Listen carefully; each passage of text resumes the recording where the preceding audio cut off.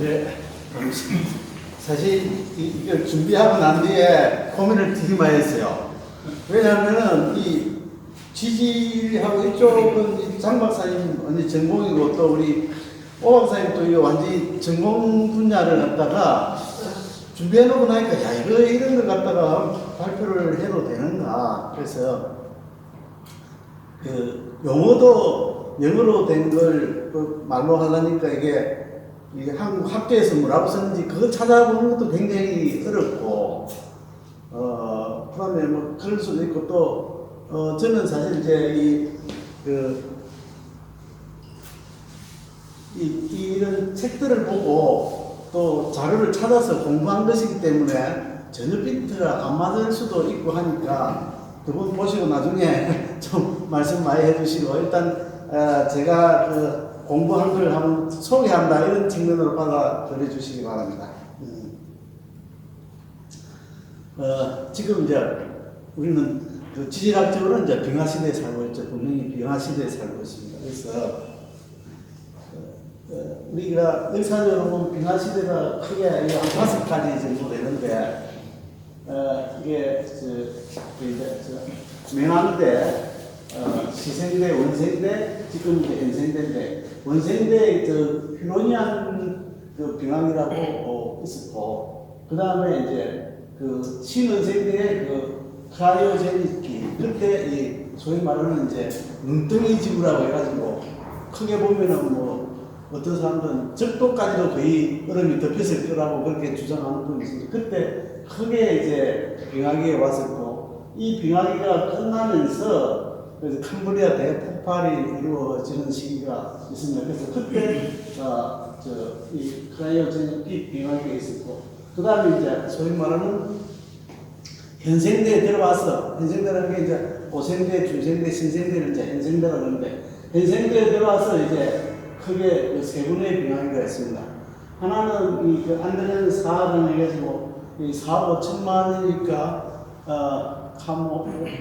오도비석이 신루하기 이때에 있었던 이제 빙하기가 있었고 그 다음에 여기 이제 이 카브 빙하기는 3억 6천만 년 전이니까 석탄기때입니다. 그래서 석탄기하고 대봉기 그 사이에 크게 빙하기가 한 번 있었습니다. 그래서 그 다음에 이제 마지막으로는 이제 지금 제4기 그 플레이스토스부터 이제 플레이오스에 오면서 그때 빙하기가 들어와 있고 지금 현재 우리가 닥치고 있는 게 지금 빙하기라고 그럽니다. 그런데 지금 이렇게 지금 지구 온난화 문제가 있는데 왜 빙하기 이야기를 하느냐 그렇게 우리 상식적으로 생각해 볼 수 있는데 크게 보면은 지금 빙하기 속에 우리가 있는 시기가 강빙기라고 그렇게 이야기합니다. 그래서 이거는 이제 현생대에 들어와서 여기 아까 말한 대로 오로도비스기와 실루리아기 사이에 한번 빙하기가 있었고 그 다음에 그 스탄기하고 베른기 사이에 이렇게 크게 빙하기가 있었습니다. 그래서 여기 보시면 이게 이제 요거는 그 산소 18번 그 동위원소를 가지고 이제 그 측정을 해서 나오는데 이게 0인 게 있고 이제 0이라 그러면 이게 이제 1, 2, 3, 4 이렇게 떨어지고 떨어질수록 기온이 더 떨어집니다. 그래서 이때를 보면은 이 시점에 기온이 많이 떨어져 있고 그래서 추웠을 때고 이게 이제 더웠을 때입니다. 그래서 지금 그 시대에 이렇게 세 번, 네 번 지금 현재 이제 그 현생대에 와서 이렇게 굉장히 추운 그 기온이 보면 이렇게 떨어져 있습니다. 기본적으로 기온이 이렇게 떨어져 있는 걸로 되어 있습니다. 왜 기온이 떨어졌느냐? 기온이 떨어진 것하고 CO2가 그 농도가 떨어진 것하고 이게 같이 거의 병행해서 가고 있는데 왜 그러면 CO2 농도가 떨어졌느냐? 라는 부분에 대해서는 정확하게 찾아보지 못했어요. 잘 안 나오더라고요. 물어봐도 그 챗 GPT나 요새 나오는 그 마이크로소프트에서 나오는 빙에 물어봐도 한나라 말에 죄송합니다. 저 거기에 대해서 정확한 그 지식이 없습니다. 이렇게 나와요. 이게 이제 그 신생대에 들어와서의 그 기온과 이제 빙하기를 나타낸 건데요. 이게 계속 나오는 그 산소 동위원소 수치입니다. 수치고 이게 이제 2600만 년 이때 그 운석에 의해서 이제 공룡이 멸종을 하고 새로운 신생대가 시작이 되면서 이때 보면 온도가 이 연도라는 거는 1900 연도의 그 평균 온도를 갖다가 연도, 지금 현재의 지구 온도를 연도 0으로 놓고 이제 계산하는 거예요. 그러니까 이걸 보통 지금 평균은 한 15도로 보죠. 그렇다면은 이때 중생대에 보면 8도에서 12도까지 높습니다. 그러니까 중생대 전체로는 전혀 지구상 전체 어디에도 빙하가 없었고, 이때는 그 알라스카에 야자수와 이런 게 있었다고 그렇게 이야기를 하고 있습니다. 그러다가 이때 이제 이게 그 PDM이라고 부르는데 팔레오세, 에오세 사이에 그 스멀 맥시멈이 일어나는데 이건 아마 메탄에 의해서 이런 게 일어났다고 그렇게 이야기를 하고 있습니다. 어쨌든 여기서부터 해서 지금 보면은 계속 이렇게 계속 온도가 떨어지고 있고 CO2 농도도 이렇게 계속 떨어지고 있습니다. 그래서 이건 이제 조금 이따 설명을 드리겠습니다만은 요 시점에 히말라야하고 인도하고 아시아판이 분리전이 일어나는 시기입니다. 약 5천만 년에서 5,500년. 이때의 온도가 좀 일부 올라갑니다. 그 다음에 여기 떨어지는 시점이 이게 언제가 하면은 남극이 호주하고 분리가 됩니다. 타스만 해협이 완전히 분리되는 시점이 이게 약 3,400만 년 이렇게 되고, 그 다음에 이 부분에서 이제 그 드레이크 해협, 그러니까 남미하고 남극이 완전히 분리됩니다. 그래서 이 시점을 거치면서 남극이 전체 대륙에서 완전히 분리되면서 따로 이제 남극이 있게 되고, 그래서 남극 심층수가 생기면서 온도 차이가 확 생기게 됩니다. 그래서 이게 이 파란 표시가 완전히 남극이 대륙 빙하가 이렇게 완전히 형성이 됐다는 겁니다. 그래서 이게 타스만 해협이 생기면서부터 남극의 빙하가 이렇게 생기고, 이게 마이오세 때 일부 녹았다 나서 해서 이렇게 일부 녹게 되고, 그 다음에 다시 이게 마이오세 이후에 다시 이렇게 생기게 되고, 여기 보면 이쪽은 어딘가 하면 이제 북쪽의 빙하입니다. 북쪽 빙하가 약 500만 년부터 시작이 됐다고 하는데, 이 파랗게 나오는 게 이게 250만 년, 260만 년입니다. 그러니까 이 260만 년이 플라이스토세가 시작된 때 아닙니까? 플라이스토세가 이때부터 시작이 되면서 이때부터는 대빙하 시대. 현재로 말하면 지금이 대빙하 시대다, 빙하 시대다 이렇게 이야기를 합니다. 이 산악 빙하 모습인데요. 빙하의 아버지라는 사람이 무시 아가시라는 사람인데 1937년도에 그 당시에 이 사람이 스위스 사람인데 스위스의 자연과학 학회장을 했다고 합니다. 그래서 이분은 굉장히 대단한 어류학자로 실라켄서라는 이름을 최초로 사용했다 그러는데, 이 사람이 이 자연과학 학회에 가가지고 느닷없이 정말로 느닷없이 빙하가 엄청난 때가 있었다라고 이제 발표를 해버립니다. 그 사람들이 깜짝 놀라가지고 잘 수용을 못하는데, 그런데 실제로 스위스는 사실상 그 시점에도 빙하가 남아있는 거 아닙니까? 그렇죠. 많이는 없었지만은. 그래서 스위스 사람들은 그런데 다른 외부 사람들이 전혀 인지를 못했는데, 그래서 1840년도에 빙하에 대한 연구를 발표를 하고 46년도에 미국으로 가서 미국 하버드 대학 교수가 되고 47년에 빙하의 책이라는 그 논문을 발표하고, 이분이 진짜 대단한 학자였대요. 그래서 미국 최고의 학자님 이분 밑에서 진짜 대단한 그런 학자들이 나와가지고 버제스 하석을 연구했던 월콕도 이분의 제자라고 그래요. 그래서 대단한 이제 어쨌든 이분이 이걸 이제 빙하라는 걸 깃들였고, 그래서 이분의 이름을 따서 아가시 호수라든지 하승의 크레이터의 아가시, 그 다음에 소행성에도 아가시라는 이름이 많이 붙어 있다고 그럽니다. 근데 이제 그 시점에 이해를 못하는 게, 그 당시에 사람들이 지구의 나이에 대해서 굉장히 짧게 봤다는 거죠. 물론 이제 아가시는 이분은 이제 태어난 데가 이게 1807년이지만은 그래서 이제 발표한 게 1837년이니까 어떻게 보면 이제 찰스 다인의 진화론도 나오기 전인데, 그 1650년도에 그 제임스 어스라는 이제 신부님 비슷했던 모양이에요. 그분이 계산을 해가지고 지구의 나이가 6000년 됐다. 그러니까 서기 4004년 10월 23일 날에 이제 지구가 만들어졌다 이렇게 했고, 이게 얼마나 유명했는지 하면 그 이후에 성경에 나온 데 보면 성경의 주석에 보면은 4004년으로부터 얼마 돼서 이게 다 기록이 돼 있어요. 그래서 이게 상당히 오랫동안, 저는 이제 아직 교회를 안 다니니까 성당에도 안 다니고 아직도 이게 상당히 영향을 미친다고 그래요.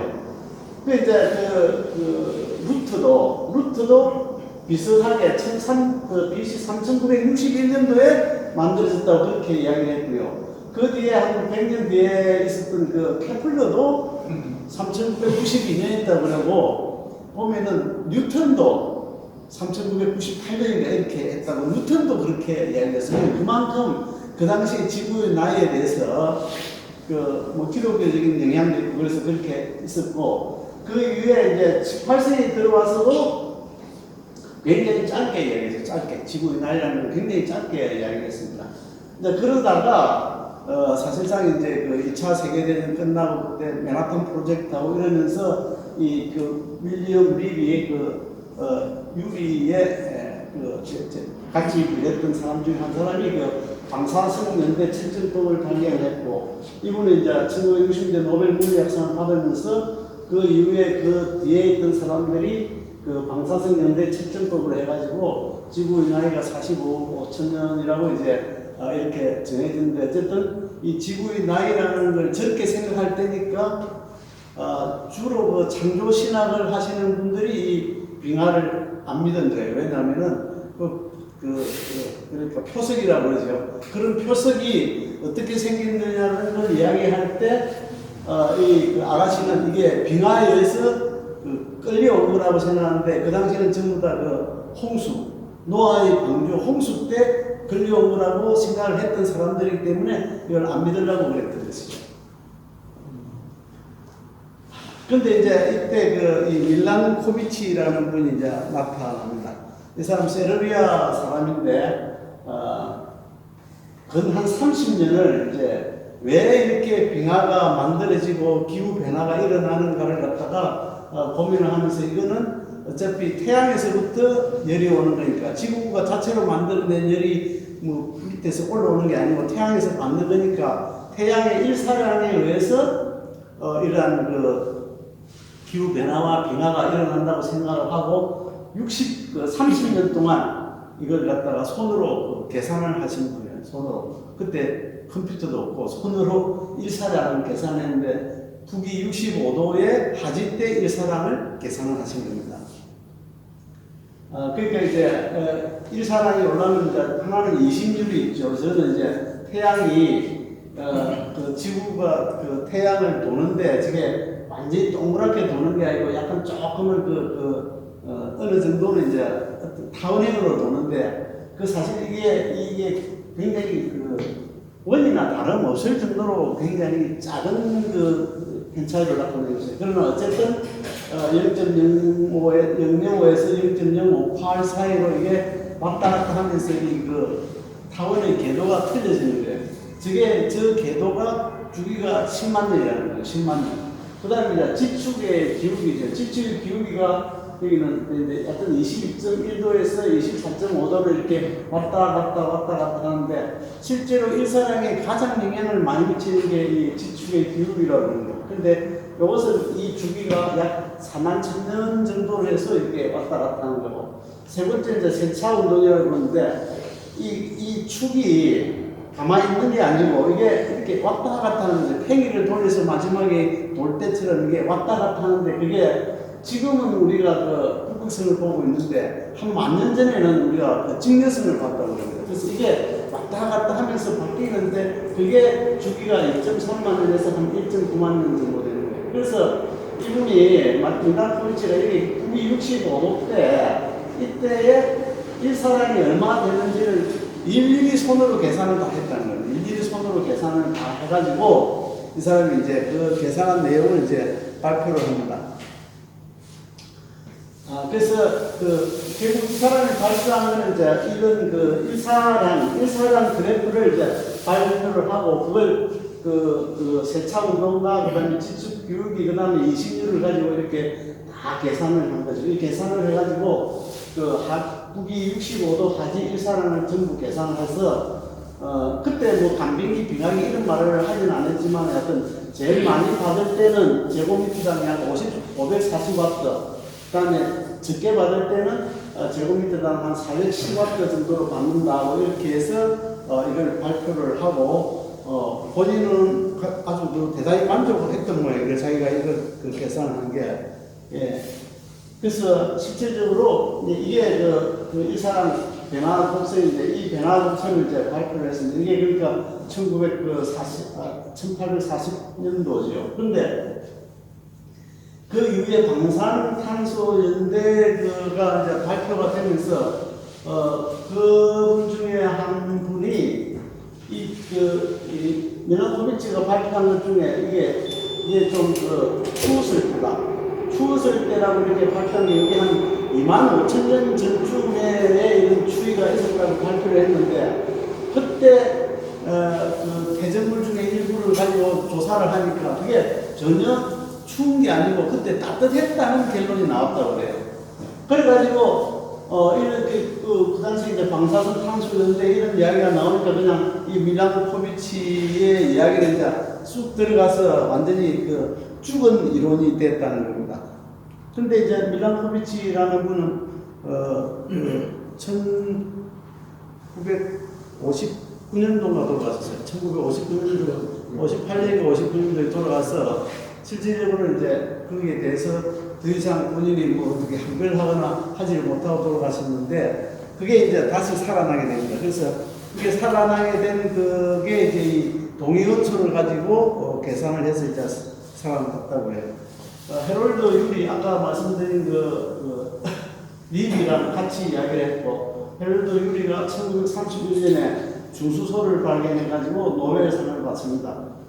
저분이 이제 메가탄 프로젝트의 한 팀장을 맡아서 시카고 대학에서 이걸 하고 있으면서 이제 중소소를 발견을 했고 그 중소소를 가지고 이제 중수를 가지고 원자로의 감속제로 쓰겠다고 해요. 그래서 저분이 이제 노벨상을 받았는데 저분의 스승이 우리가 아는 전자의 루이스닷컴을 찍는 루이스였다고 해요. 근데 그분이 이 상을 못 받았는데 제자가 먼저 받아가지고 대단히 상심을 했다고 해요. 근데 그분도 굉장히 여러 업적을 엄청나게 많이 쌓으신 분인데 뒤에 사람들이 평가할 때는 성질이 하도 들어와가지고 심사위원들하고 뭐하고 어디 하기만 하면 그렇게 싸웠대요. 싸워가지고 아마 못 받지 않았느냐 그렇게 이야기를 하고 있습니다. 근데 대단히 훌륭하신 분이었대요. 루이스라는 분이.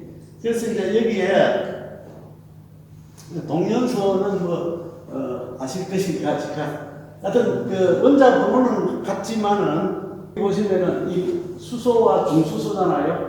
수소는 양성자 하나, 전자 하나로 되어 있는데 중수소는 양성자에 중성자가 하나 더 있는 겁니다. 그리고 이게 두 테름인데 또 삼중수소도 있습니다. 삼중수소도 있는데 어쨌든 이런 게 이제 발견이 됐는데 이 동위원소는 이제 그러니까 원자 번호는 같은 질량수가 다른 원소인데 동위원소 중에는 이제 방사성 동위원소가 있고 그 다음에 안전 동위원소가 있습니다. 그래서 방사성 동위원소는 이 방사선을 갖다가 내가지고 도로 안전한 쪽으로 돌아가는 그런 동위원소고 안전 동위원소는 방사선 붕괴를 하지 않는 안전한 동위원소입니다. 그래서 방사선 동위원소를 가지고는 주로 연대 측정 쪽으로 많이 사용을 하고 있고 안전 동위원소는 생물, 무생물 어떤 물건의 출처 어떤 상황에서 만들어졌는지 하는데 여러 가지 사용을 하고 있는데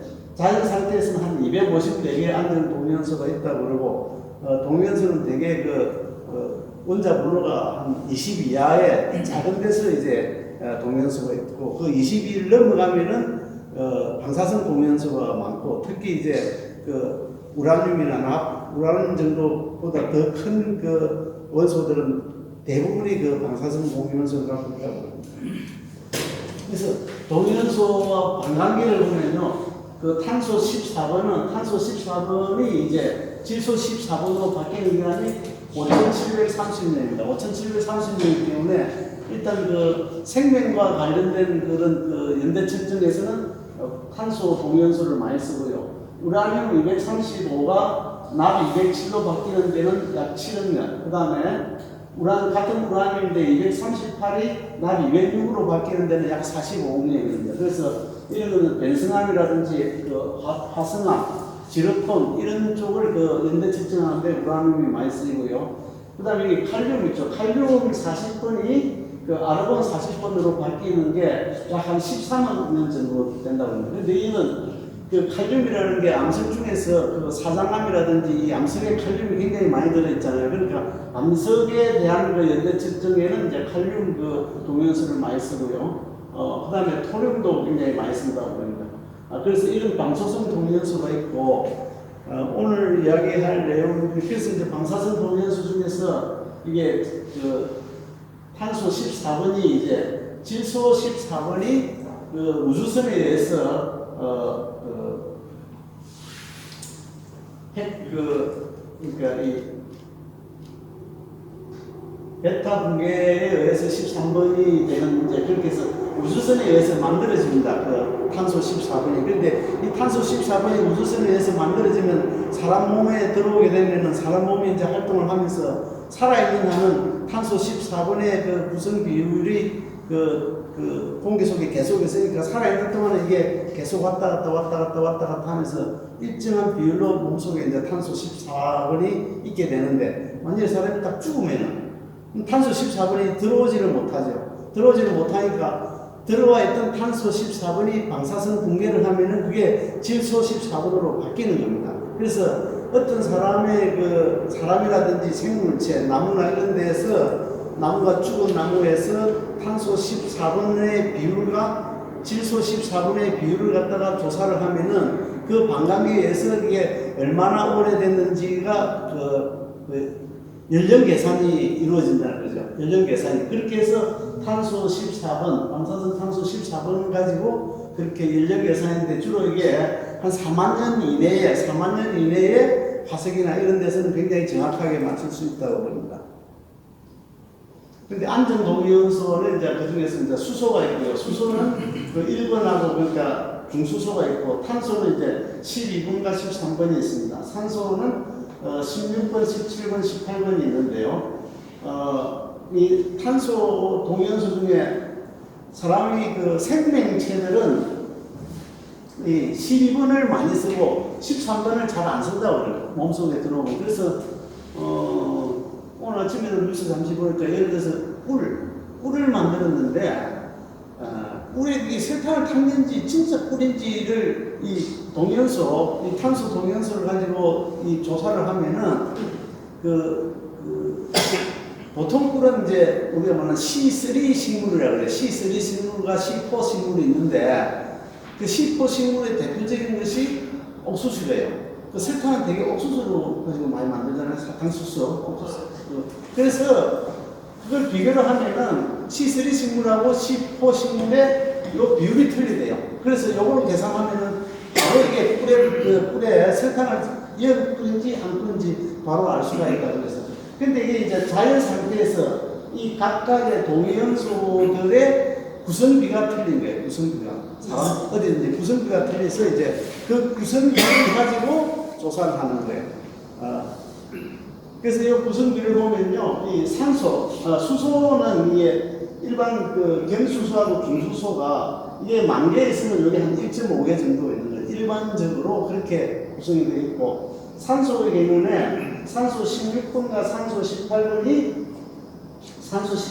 500개 있으면은 산소 18번이 1개 정도 들어가 있는 거예요. 이게 이렇게 들어가 있는데, 이게 이제 이걸 가지고 어떻게 그 빙하해서 나이를 알아맞추고 이런 이제 모든 이런 그 지질학적 자료들이 나오느냐 그러면, 이게 이제 바다에서 물이 증발을 할 때요. 증발을 할 때는 그 16번 산소가 더 쉽게 증발한다는 거죠.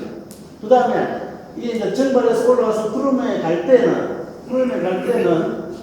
그룹에 이제 이게 응축돼서 비가 오지 않습니까? 그러니까 비가 돼서 떨어지는 데는 이게 18번이 무거우니까 비에 떨어지는 쪽에는 18번이 많고 남아있는 구름에는 16번이 계속 더 많이 남아있다는 거죠. 그래서 이게 이제 마지막에 눈이 되잖아요. 이 눈이 될 때는 결국은 눈에는 16번이 18번보다 비율상으로 원래 이 기본보다는 16번이 더 많이 남아있다는 거예요. 그러니까 거꾸로 눈에는 16번이 많고 이 바닷물에는 18번이 많은 거예요. 이게 그냥 온대지방에서 비가 오고 내려오고 그러면 계속 돌면은 같은 파도에서 섞이니까 이 비율이 똑같아지는데 이게 그냥 눈이 와서 얼음이 돼서 비가 돼서 이게 안 내려오고 있으면은 여기는 16번이 많고 밑에는 점점 18번이 많아지는 거예요. 그래서 결국 눈으로 보면은 추울 때는 눈 자체는 16번이 많은데 바다로 보면은 추우면 추울수록 18번이 많은 거예요. 그래서 16번과 18번의 비율을 가지고 이게 온도가 어떻게 되는지를 알 수가 있는데 이걸 갖다가 처음에 연구를 한 게 이게 에밀리안이라는 사람이 이제 나오게 되는데 그래서 요 비율을 가지고 계산을 하면은 되게 이 1%밀 차이가 여기 이제 워낙 아까 개수가 작으니까 1000을 곱해가지고 이걸 퍼밀이라고 계산하는데 1%밀 차이가 온도가 한 4도 정도 차이가 나더라는 걸 계산을 했어요. 이게 이제 유리가 있던 그 연구소에서 유리가 이제 이 에밀리안이라는 이제 그 학자가 있는데 이 사람이 독일의 볼로냐 대학에서 유홍충을 가지고 박사학위를 받았다가 그 석유 회사 들어갔다가 별 재미가 없어서 더 공부를 하고 싶다 그래서 미국으로 와서 시카고 대학에 가서 또 똑같이 유홍충을 가지고 또 박사학위를 받았어요. 근데 그때 유리가 준수소를 발견하고 이 그 수소 동위원소를 가지고 뭐 좀 해볼 수 있겠다라는 생각을 했는데 대적물에 있는 그 탄산칼슘의 안에 들어가 있는 산소의 동위원소 비를 가지고 연도를 계산할 수 있지 않을까라는 아이디어를 누가 이야기를 해요. 그러다 보니까 그 대적물 속에 유공충이라는 게 있으니까 이 유공충을 가지고 조사를 하면 되겠다고 했는데 마침 시카고 대학에서 유공충을 이탈리아에서도 유공충 가지고 박사를 따고 시카고 대에 가서 또 유공충으로 박사를 땄으니까 니한테 와서 좀 안 해보겠느냐 그러니까 아니 당연히 하죠. 그래 가서 그 유리 연구소에 가서 그 유리하고 그다음에 이 에밀리아니하고 앱스타인이라는 두 사람이 그 실제로 그 조개를 가지고 그 수온을 이렇게 조절해 가면서 이 O 18번 O와 16번 O의 비율이 어떻게 되는지를 그 실험을 해가지고 그 그래프를 만드는 게 이렇게 나왔다는 거죠. 다시 말하면 이 온도하고 18번 값이 온도하고 거의 비례를 하더라. 이렇게 된 거예요. 그래서 이걸 가지고 이 사람이 이제 연구를 했는데 결국은 뭐 어쨌든 그 대적물을 갖다가 대적물이 있어야 연구를 할 거 아닙니까? 근데 그때 이 사람이 나왔던 데가 그 1955년인데 이때 이제 고기율을 연구를 하려고 하면 옛날로 돌아가서 재볼 수가 없으니까 실질적으로 이제 프록시라는 걸 쓰는데 프록시를 뭐라고 해석합니까? 한국말로?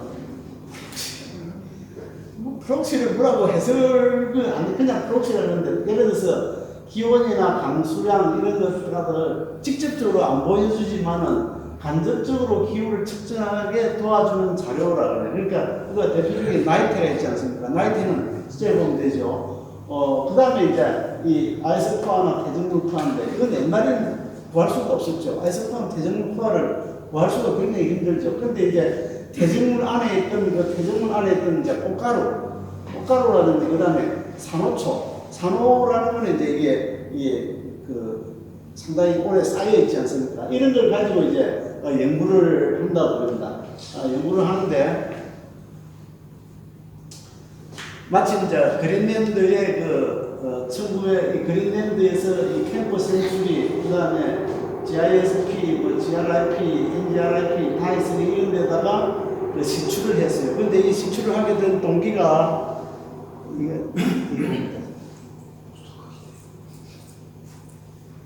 이 캠프 센츄리라는 게 제일 먼저 만들어졌는데 1959년에 만들어집니다. 이게 이제 서로 냉전 시대에 그린랜드에다가 여러 가지 거의 군사 기지 비슷하게 미국이 여기를 만들었는데 얼음을 타가지고 한 3km짜리 도시를 만들었어요. 도시를 만들고 터널을 21개나 뚫고 여기다가 에너지가 필요하니까 이동식 원자력 발전기를 갖다 놓고 그렇게 해서 이제 다른 연구도 하면서 이 아이스 코어도 신축을 해서 여기서 연구를 했다고 그럽니다. 그런데 이게 처음에는 이게 이렇게 뚫고는 오래 있을 줄 알았는데 이게 흐르잖아요. 빙하라는 게. 빙하가 흐르니까 결국은 1967년에 가서 철수를 합니다. 더 이상 빙하가 흐르니까 이게 움직이니까 그래서 철수를 했고요. 이거는 이제 1957년에 소련이 남극에다가 이 보수독 기지를 만듭니다. 이게 바로 1957년. 그러니까 57년, 58년, 59년 이래가지고 우주 경쟁을 하면서 미국이 소련한테 뒤지게 되니까 미국 대단히 조바심이 났던 것 같아요. 조바심이 나서 이제 그린랜드도 만들고 여기서 하니까 그 뒤에 이제 남극에 여러 가지 식주하는 데 생깁니다. 근데 여기서 이 남극 위에서 이렇게 만들어가지고 최종적으로 이제 약 한 3,300m까지 코어를 갖다가 구했어요. 구하니까 그게 한 40만 년 정도까지 자료가 나왔다고 합니다. 근데 요 더 밑에 타다가 3,600m까지 내려갔다가 이제 일단 스톱을 했대요. 왜냐하면 밑에 호수가 나타나는 바람에 이제 스톱을 했는데 어쨌든 그 뒤에 남극의 유럽에서 했던 도시라는 걸 만들어 여기서 3,200만 미터짜리 아이스 코어를 갖다 구해가지고 그걸로 계산하니까 약 74만 년까지 데이터를 구할 수 있었다. 뭐 어떤 데는 80만 년이라고 이야기를 합니다. 처음에 남극에는 이제 주로 여기가 이제 보스도프 여기 이제 유럽에서 동시 이 외에도 이제 여러 군데가 많이 있고 우리 장 박사님께서는 많이 가보셨으니까 그렇게 해서 여기서 나온 이제 아이스 코어를 가지고 연구를 하기 시작하는 겁니다. 그래서 여기 보면은 이 남극 그린랜드에서는 약 한 3,000m까지 코어를 얻고요. 그 다음에 이제 남극에서는 3,300m 이건 이제 코어를 얻어가지고 여기서 많은 나라들이 같이 협동을 해서 이제 코어를 갖다가 이걸 보관하는 장소가 몇 군데가 있는 모양이에요. 코어를 보관하는 장소가. 그러니까 그래서 거기 보관하는 데서 이제 다른 나라에서도 여러 가지 절차를 거쳐서 이제 이 코어를 가지고 연구를 할 수 있도록 그렇게 되어 있는 것 같습니다. 이게 이제 아이스 코어인데요. 여기 보면 이렇게 강한 표가 있잖아요. 이게 화산재라고 해요. 화산재. 이거는 여기만 나오는 게 아니라 이 깊이에 들어가면은 거의 전 세계에 똑같은 이런 화산재가 이렇게 나온다는 화산재. 그래서 이 코어 하나만 가지면은 앞에서 말하는 그런 여러 가지 프록시들을 거의 다 하는, 요 안에 뭐 화산재도 있을 수가 있고, 그 다음에 우주에서 날아온 더스트도 있을 수가 있고, 뭐, 여러 가지가 다 있다고 그래요. 그래서 이게 보면은 처음 한 50m까지 내려봐야 이게 이제 얼음 형태가 돼요. 그 위에는 이제 눈이 돼가지고 50m까지 그 밑으로 가야 얼음이지 그 위에는 거의 눈 비슷하다는 거죠. 그래서 이게 만년설이 되려면 이걸 펀이라고 이러는데 요까지 되는데 이제 남극하고 그 다음에 그린랜드하고 시간차가 있는 거예요. 그린랜드는 눈이 많이 와가지고 푸석푸석하고 남극은 눈이 작게 와서 굉장히 단단하다고 그래요. 그렇게 해서 그 다음에 이제 초화가 있는데 이게 하얀 선이 아마 여름이라고 부르는 거더라고요. 하얀 선이 여름이고 이 까만 선이 이제 여름이 아닌 거고 이렇게 된. 이 선에 따라서 이제 이렇게 요것만 보면은 여러 가지 이제 기후를 알 수가 있고 여기서 이걸 갖다가 잘라가지고 이제 그 안에 있는 공기 공기를 가지고 연구를 이렇게 공기방울이 있대. 공기방울을 가지고 이건 바로 이제 CO2 농도를 바로 구할 수가 있는 거예요. CO2 농도를 요걸 가지고 바로 구할 수 있고, 이게 보시면은 한 50m까지 가야 이제 이게 얼음이 되는데, 공기를 딱 싸가지고 이제 공기가 더 이상 못 움직이게 되는 거죠. 50m 가는데. 그 50m 가는데, 그린랜드는 1년에 눈이 한 50cm 정도 온대요. 그린랜드. 근데 이 남극은 1년에 한 5cm 정도밖에 안 된대요. 그래서 50m가 되려고 그러면은 그린랜드는 100년이 걸리면 되는데, 남극은 1000년이 걸린다. 남극이. 이렇게 돼서 이제 얼음이 되려는데 1000년이 걸리니까 그 밑에 똑같은 3000m라도 3000m 코어라 하더라도 그 시간적 차이가 엄청난 거죠. 그래서 남극에서는 이 그린랜드에서는 이제 요즘은 굉장히 그 발달해가지고 한 20만 년까지 기후 자료를 구한다고 그러는데 처음에는 저게 한 4만 년밖에 안 나왔대요. 4만 년. 근데 이걸 더 알고 싶으니까 그 남극으로 갈 수밖에 없는 거죠. 남극에서는 이제 그게 한 80만 년, 지금 80만 년까지 자료를 구할 수가 있다고 해요. 그래서 이게 표현이 되려면 이게 8.4, 8.5라고 하는 거예요. 그러니까 이 제곱센티미터당 그 8.5g 이상 나가야 이제 얼음이 된 거죠. 그 후에는 거의 공기가 서로 왔다 갔다 하니까 이 제대로 된 이제 그 자료를 구할 수가 없는 거죠. 그래서 눈에 따라서 이제 그게 무게가 이제 틀려지는 거죠. 그래서 조정도 그렇겠다는 이야기고.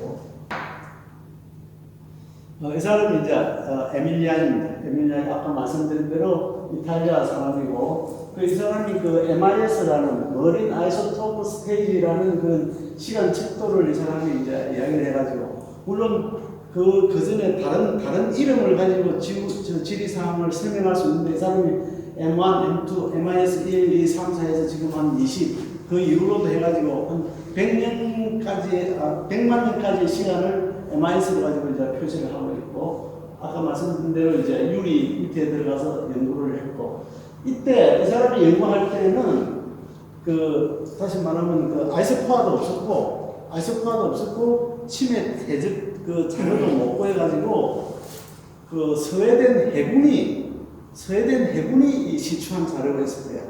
그 스웨덴 해군이 시추한 자료를 가지고 연구를 해서 이 유공충 해군이 시추한 자료에서 유공충 껍질에 씻어야 된대요. 씻어가지고 그 유공충을 골라내가지고 여기서 이제 이 자료를 얻어야 되는데, 그래서 이걸 갖다가 머린 스노우라고 그래요. 머린 스노우. 뭔가 하면은 유공충이 위에서 이제 죽어요. 한 200m까지 유공충이 살다가 죽으면은 그 껍질이 이렇게 쫙 떨어진대요. 그 껍질이 거기가 2마이크로 이렇게 굉장히 작은 껍질이 이제 그 위에서부터 떨어지면 밑에서 보면 저기 눈이 오는 듯이 느껴진대요. 근데 그게 1년에 2마이크로 정도밖에 안 내려오니까 얼마나 쌓아야 되겠어요? 근데 그게 5천만 년 쌓이면은 그 두께가 1kg가 됩니다.